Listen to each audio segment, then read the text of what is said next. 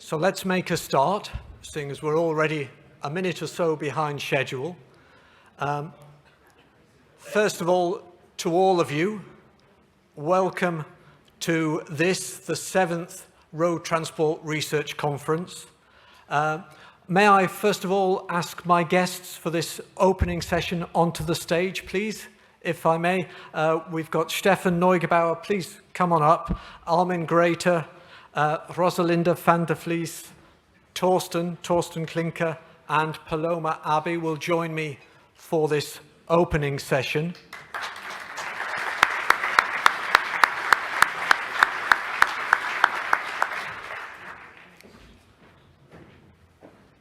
And thank you to all of you for joining us today, for your interest in this conference. For many of you, I know it's not the first time that you've been attending this conference, but as most of you in this room have guessed, we now have over 600 applications for the conference. So it's testifying to the interest from the road transport community to learn more about, from our speakers here and later on in the day, about the results of road transport research as it is being funded at the European level by the European Commission and others. We also have about 100 participants online as well. So if you can't find a seat here, you can also follow us online. But I'm being a bit impolite. I should introduce myself. Sorry. My name is Simon Edwards. I'm the Global Director of Technology at Ricardo, but I'm also the ERTRAC Vice Chair. But it's my pleasure and my honour, actually, to be also the chair of this conference. As many will you have known, I'm taking over from Zizis Samaras, who's arrived just in time. Hello, Zizis, good to see you here. So for the last 6 years, Zizis has been in my position, so I've got big shoes to try and follow now. I hope I don't make too many mistakes, but let's see if I do your conference, the conference, justice. Last year, we learned from what we discussed that we needed to reinforce the synergies within the RTR conference and at a European level. So we've invited projects from other partnerships as well, other areas of the framework programme. Hydrogen is included, Excel, now the CHIPS JU as it is, projects therefrom are included, 5G, and of course we've continued to include projects relating to battery development as well, as we have done since the very beginning. That's for today and tomorrow and so on, but actually tomorrow afternoon and evening we have a plenary session as well, which will deep dive into the software-defined vehicle and what that might mean for road transport in the future. So that will go beyond our traditional boundaries, and we're very pleased at that time to also welcome Max Lemke from DG Connect into that session. But as we have previously done, we're trying to keep as much time as possible for networking, as you just experienced, and discussions, so there will be plenty of breaks and a cocktail tomorrow evening as well to keep you talking. And you've also had a chance then, maybe over the lunchtime, but we'll have in the future to explore an enlarged exhibition area that we have for today as well, with 7 EU-funded projects reporting. The coordinators of this conference, 20, CCAM, ERTRAC, and of course the European Commission and CINEA, all have representative stands outside, as does TRA 2024. And this year we also have colleagues from GreenNet, the network of Cluster 5 national contact points, who have a booth just to the corner here. So please take a chance to have a chat with them and hear also about funding at different levels that you might want to take advantage of. But I'd like to move now on to our opening speeches, brief speeches I have to say. But first of all, I'd like to welcome Stephan Neugebauer. He's the Director of Global Research Cooperation at the BMW Group. He's also, as many of you know, ERTRAC and EGVIA 20 chairman. So Stephan, please come to the stage. We're halfway through the Horizon Europe programme. What have you learned about what's happened so far? What have you got to tell us for the future? Please.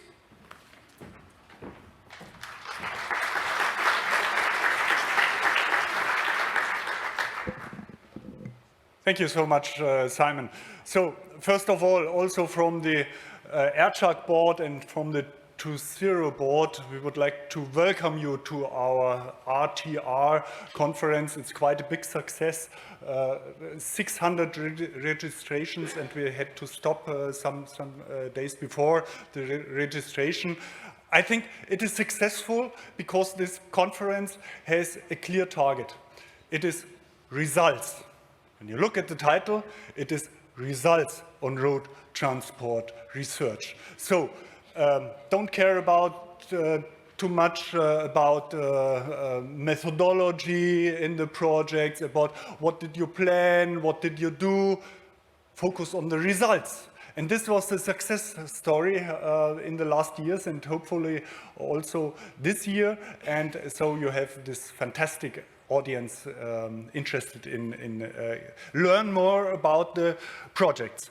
And Simon, you mentioned we are now in the middle of this Horizon Europe program, and it is a good time to present results, because this is where we get the money from the European Commission and from the private side. And in this conference, we will also get, I think, some ideas and some inspiration for the preparation of the next framework program of FP10, where I think the discussion will start this year, how to set the boundary conditions for this. So what did we learn so far from the midterm evaluation of what we are doing? I think, first of all, excellence is needed. Yes, we are in road transport, one of the most complex systems which we have in Europe. We are talking about automotive. So I think excellence is not really a challenge for this audience of researchers and innovators. Excellence we can do. And we do so in order to contribute to our societal challenges. And we all know that in the current program with the Green Deal, the focus was and is very strong on the green side. That's okay, and this will probably continue. I'm quite convinced this will continue. But we will see that additional elements are coming on the agenda. And when we think about the resilience of our society, of the energy system, of energy diversity, when we look at critical materials, at circular economy, when we look at the economic situation, it's quite obvious that in addition to the green elements, some more elements are needed for research and for pre-competitive research. And we discuss very often, and you can see this in the media and in public discussions, we need to work on the competitiveness of the European automotive industry. I think that's the wrong wording. Why? Because automotive industry is a global industry. And you know this, that automotive is producing and developing globally. We are producing and developing things in Europe, in China, in US, in South Africa, in Brazil, and wherever in the world. So it's a global industry, and this industry is able to work all around the world. So the question is not to protect the European automotive industry. The question is how to keep the competitiveness of Europe itself as a continent, as an area for automotive research and development and production. That's the question. Does Europe really want to be also in future an area with a strong automotive sector? And we all know the importance of automotive industry for our jobs and growth, and this will be, I think, one of the parts for the discussion for the next framework program. And here, we need to increase also our ambition for developing technologies which are affordable for the people, which are ready to enter into the mass market. And here we need some creative solutions, some, I would like to say, clever simplification in order to create cost savings, because the pressure on the costs when we compare the situation with China and the US will be really a challenge. So a lot to do, and we only can do this with a multi-stakeholder approach. And here in this community, we have the different stakeholders. We have the stakeholders from academia, from universities, from research institutes, but also from industry, from industrial players. We have all these elements here in this room, and our dear partners from the European Commission, isn't it fantastic to have this community working together and collaborating in a pre-competitive way? Because if we do so, then we have the best starting position to keep Europe as a competitive area in the world for automotive research, development, and production. So this community is a value for itself. And I think we need to keep this community together also in the next framework program. Because if you do not have this community from researchers, from academia, from universities, with industrial players, how do you want to bring innovation to the market? The best what you can do is to have this collaboration between the different stakeholders. So you can see that the discussion for the next framework program is one of the big elements for the upcoming year. ERTRAC starts to work on it. I would say ERTRAC and France, and you are all involved to contribute. And we also need to learn from what we did in the past. And here I would like to mention also from the previous public-private partnership from the European Green Vehicle Initiative, there's now an assessment center report available. You can get it outside. It makes sense to have a look here in this report and to see what was really the outcome on a high level of this partnership. And this is something which we need to create also for the next, for our actual partnerships and for the next framework program. So let me come to a conclusion. What we need here in this conference, we need technical excellence. I am quite sure we will have it. Then what we also learned in our assessment center is that for researchers, it's quite important to have networking. The networking that talks together, to know people, to know what's going on, that's important. And therefore, we have this physical conference. And then, maybe most important, from time to time, we also need to have some fun. So I wish you have fun at this conference. Thank you so much.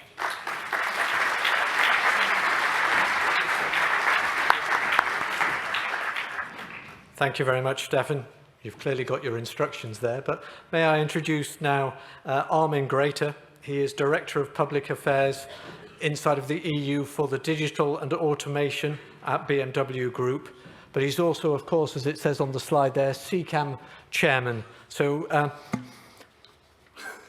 Armin, please take it away. Thank you.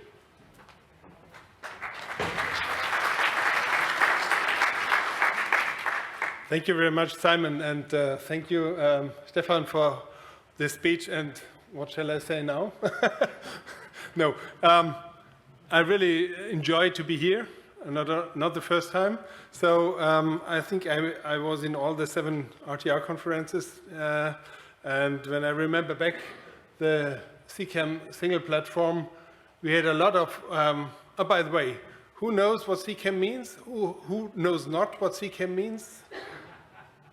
Oh, there are some. So connected cooperative automated mobility is a wide field of technology, and I would really say when we started at the single platform 4 or 5 years ago, it was all about drones and robo shuttles and everything, and not so much about traffic management and remote management and so many other things which are now part of the CCAM partnership and the valid parts which really go to deployment.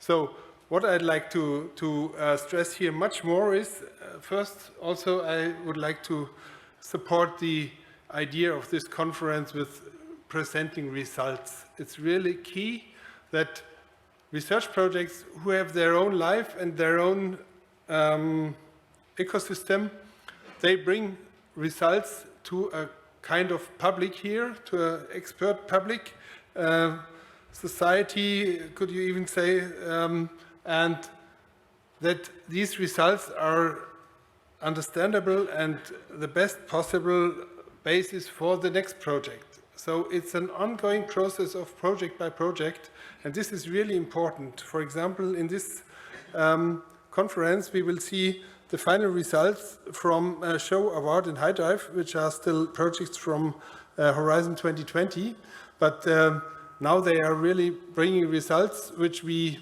expected to come, and that's why we started the calls in the CCAM partnership on this basis even, and we now will see today and tomorrow what the results are in the details.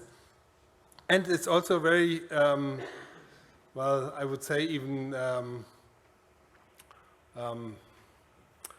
emotional for me to see the first results from 2021 first call of the CCAM partnership, and I'm really happy to see that they are already on the agenda here, even if started only a few years ago. And the most important part now is really what is also a part of this community, that we are working closely together. I heard so many voices already now during lunchtime. Many people know each other. We know what the others do. We know what 2.0 does. ERTRAC and the partnerships are working very good together from my perspective. And this brings us to the really good result of 2 projects just starting from the 2023 call in cooperation with 2.0 and the Cities mission. I think this is really a big step which would not have happened without these 2 partnerships. So the whole mission idea, which I like very much, and road transport is also a mission in itself, is showing up with these projects. This is really important, I think. And if you see all this wide variety of project results, I was also in the role 3 or 4 years ago to summarize results from different large-scale demonstration projects in the CCAM area. And by combining the results of 3 different projects with completely different consortia, you understood at once that this is something which belongs together. So I could only really emphasize not enough that all project leaders, please bring your results on a level that the other projects understand what they are doing and how they combine to each other to bring the bigger picture. And this is what I also heard from many meetings of the CCAM partnership. The bigger picture makes the difference. We are inviting the projects of the partnership to meetings, and they all are coming and they're happy to come. So I'm very happy to give some guidance in this organization, and I'm looking forward to very nice 2 days here, but also to the step which is just in front of us. The bigger large-scale demonstration projects, which we are just in the plan for 25, but also 26 and 27, they will really need the added value of working together between industry researchers and the people who are really needed to deploy it on the roads, the road authorities. They are the key factor to make from research to deployment, and this is, I think, the best way to do it by large-scale demonstrations. That's why this will be the focus of the second half of the CCAM partnership. And with regulators and authorities, we will have a first very good exchange on a higher level, which is organized by the Flemish colleagues from the Belgian presidency of the European Union in Ghent, the high-level dialogue. So I'm really looking forward to see this happening in June. So coming from wild research ideas 5 years ago, and now going deeper into real, after large-scale demonstration, also to deployment, there are so many things around which are not reliant on automation of the vehicle itself. They are also about connectivity and cooperative work in road transport, in traffic management, etc. Logistics, not to forget. So, with all this in mind, please look at the project results of these 2 days, and again, have a lot of fun. Thank you very much.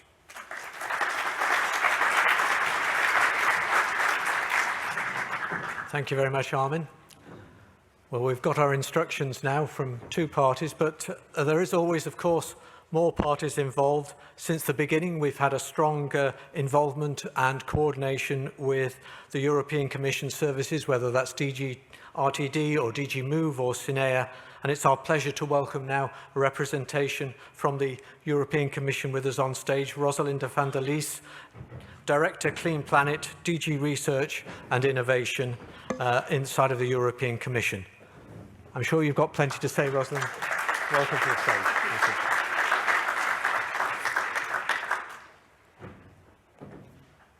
Thank you very much, and good afternoon, everybody. It's such a pleasure to be here in a completely full house.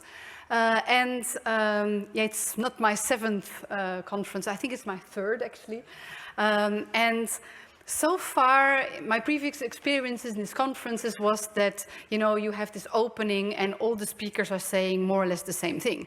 So I was hoping that this year I could disagree with some of the previous speakers.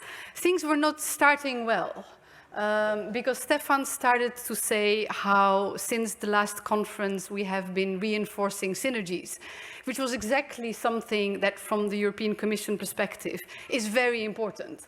But of course we are very happy to hear indeed that also today there are also related projects invited on hydrogen and batteries. And of course, our colleagues from our Connect DG, the Excel program, so that's really something very exciting. And then I also heard Armin talk about the fact that we are building on the results of previous projects and how important it is in this conference that we really learn about these results so that we can also then take them forward in next projects. And that's exactly what the European Commission also is very much advocating.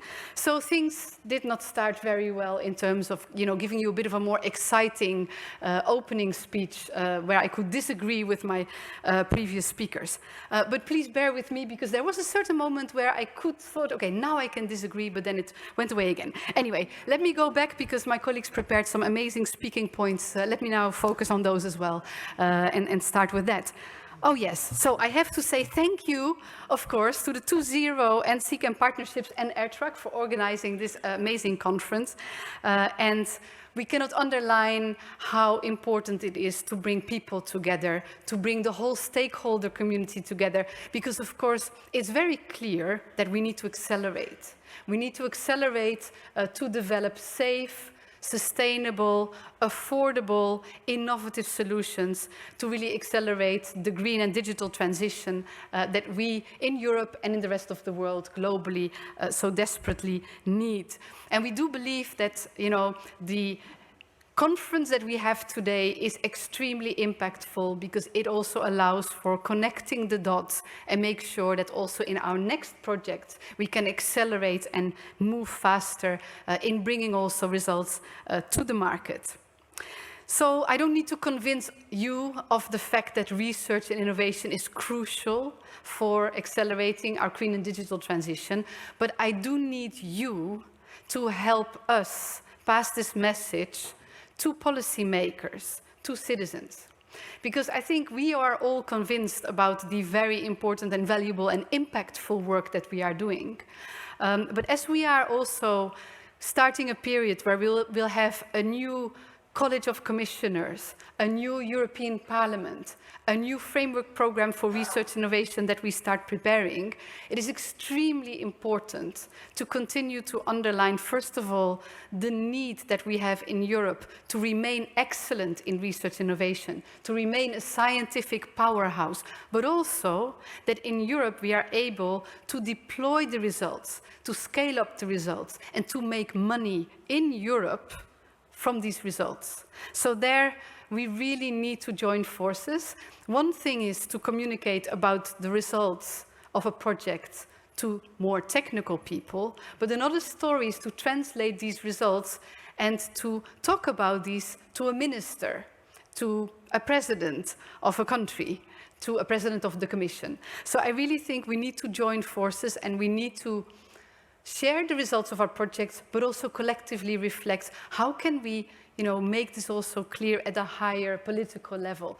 So the contribution that we are making to the partnerships with reducing greenhouse gas emissions overall, the contribution that we are making for creating jobs in the European Union, that we create new factories, new manufacturing factories, etc. So I think this story, we all need to join forces there to also make sure that these stories are told, particularly in a period, as I said before, where we are preparing a new framework program and where we will also have new political masters in the European Union and beyond.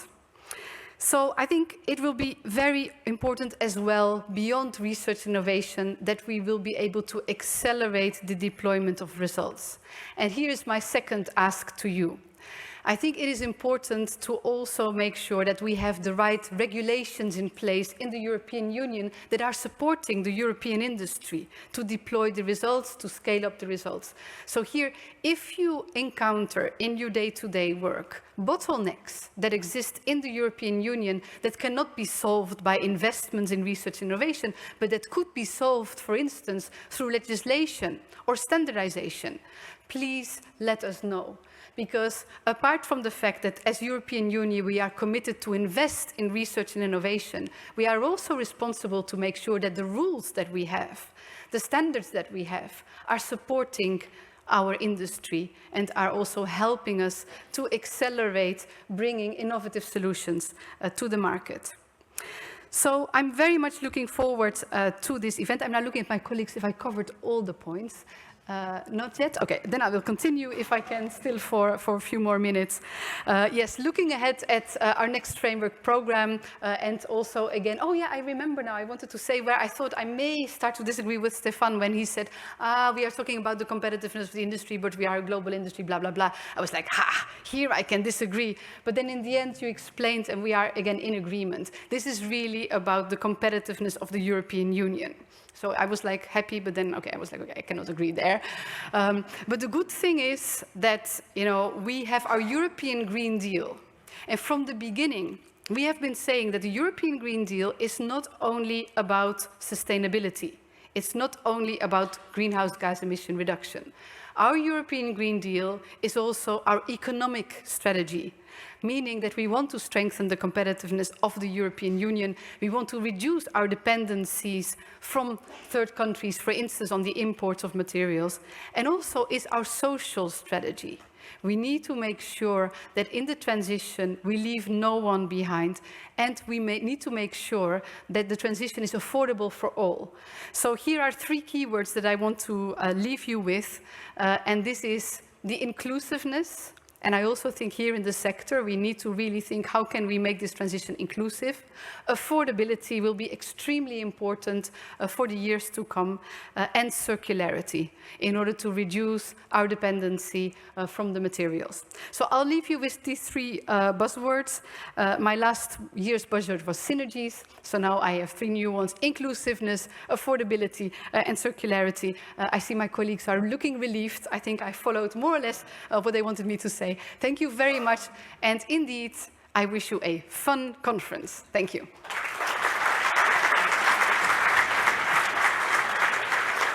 Thank you very much, Rosalinde, and quite clearly now we've got our themes for next year as well. But let's carry on with this year because I know we're running a little bit against the time limits here as well. And may I introduce then Torsten Klimke, who is the head of the Unit B3 at Innovation and Research, that's DG Move, to you and I. Please, Torsten, what have you got to tell us from your perspective as well? Thank you.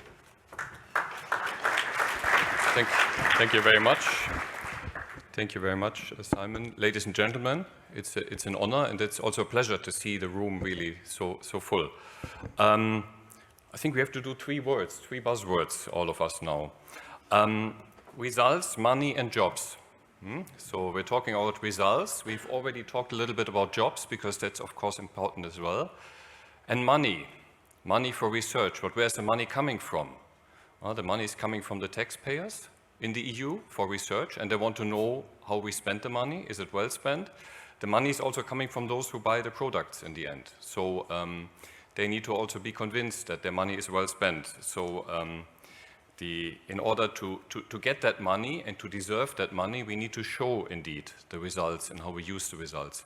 And we were talking about synergies as well. Can I just ask which of you are working mainly not directly on road transport? And I leave it a bit open to you how you interpret this. So who are coming from ICT, from energy, or from aviation, or waterborne, or something like that?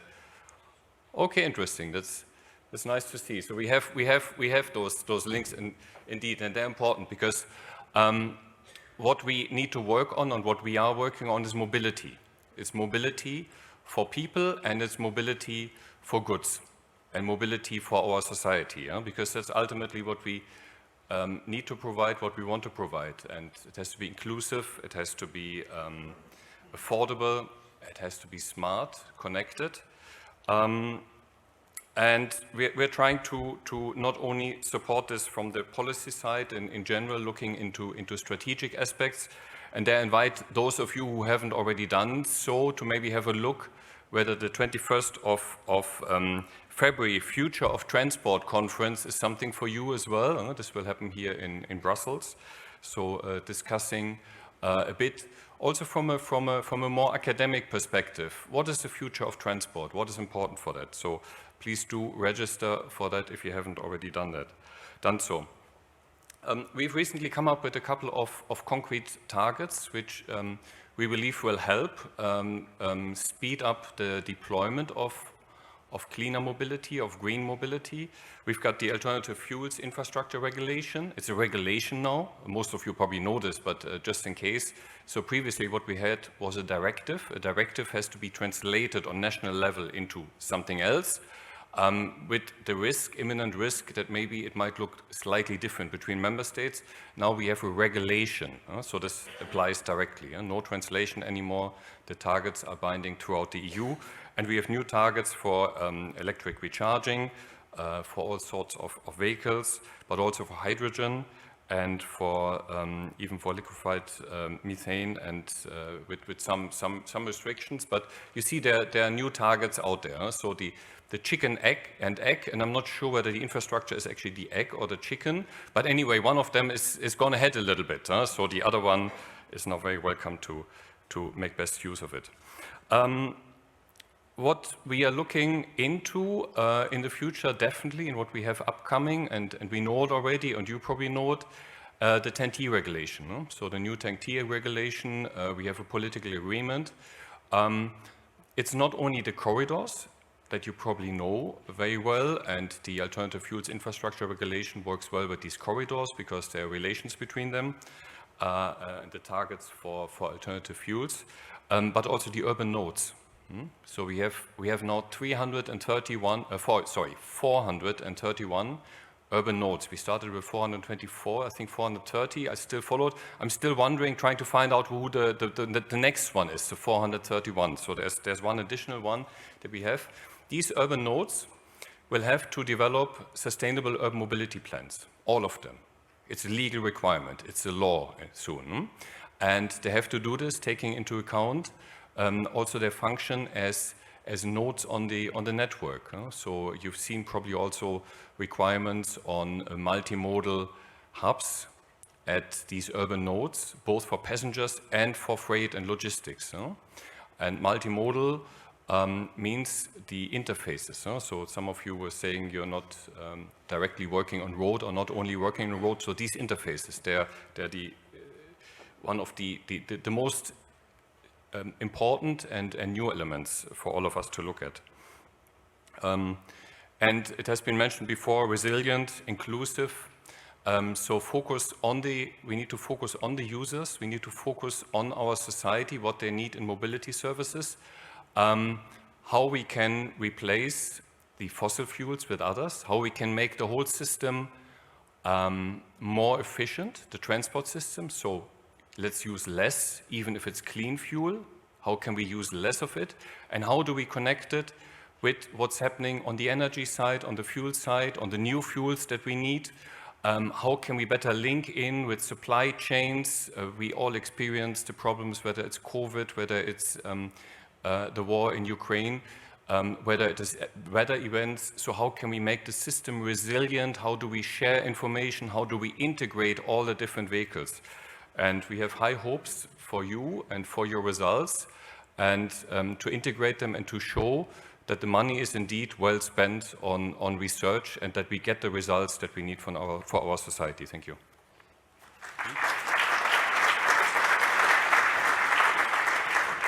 Thank you very much, Torsten. Some important points, and also thank you for keeping to time there.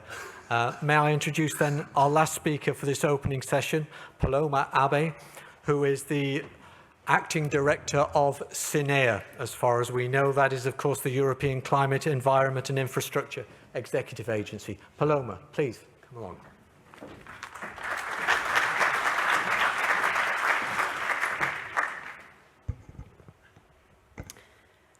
Good afternoon. I know how difficult it is to be the last speaker and still, are keeping your attention for a few minutes. I think that, if I recall correctly, Torsten spoke about results, jobs, and money, 3 key words. Well, my role is more about to talk about money. Money is what we do in the executive agency.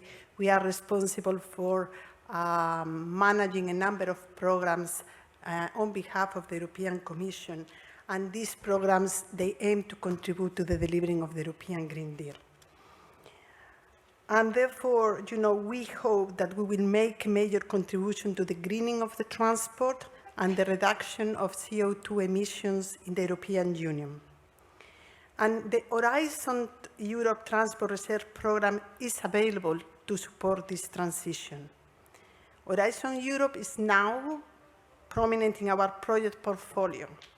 We have already committed around 1.8 billion funding out of approximately 2.8 billion funding until 2027.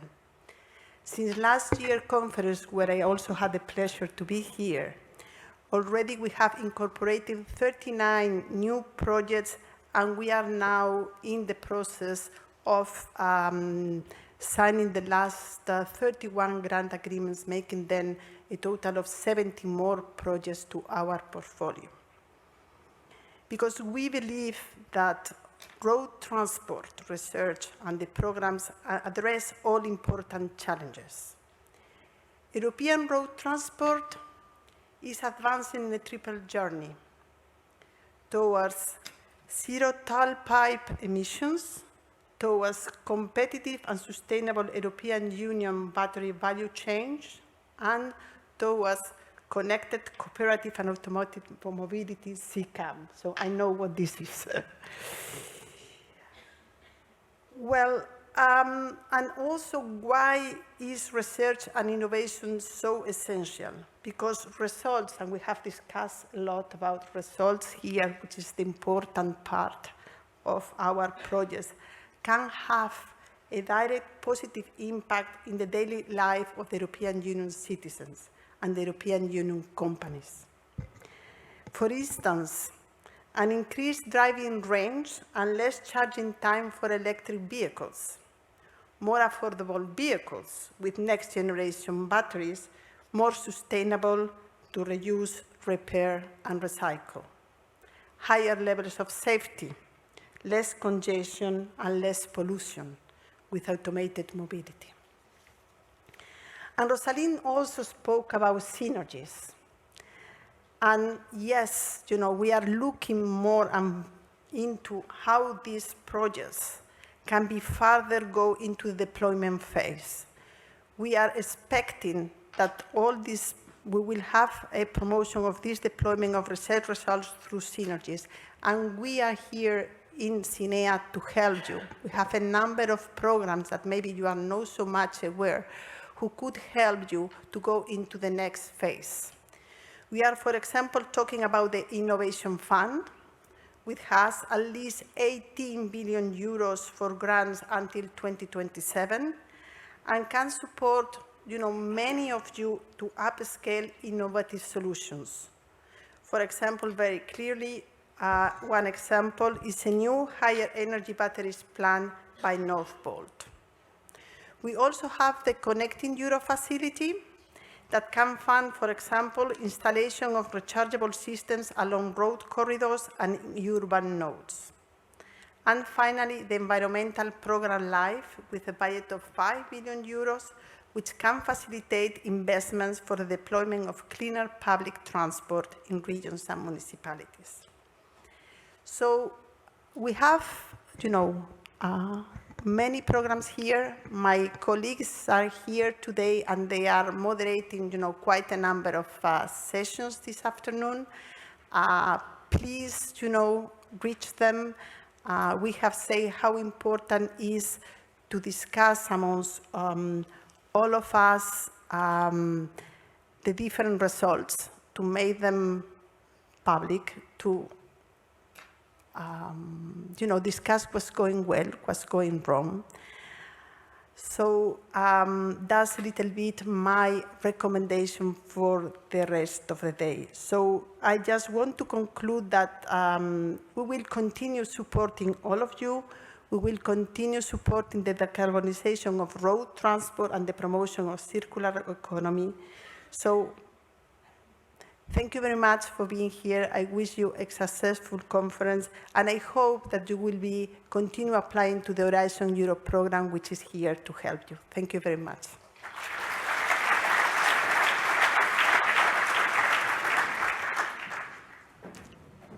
Thank you, Paloma, for that. First of all, a big round of applause to all of our speakers. Thank you very much.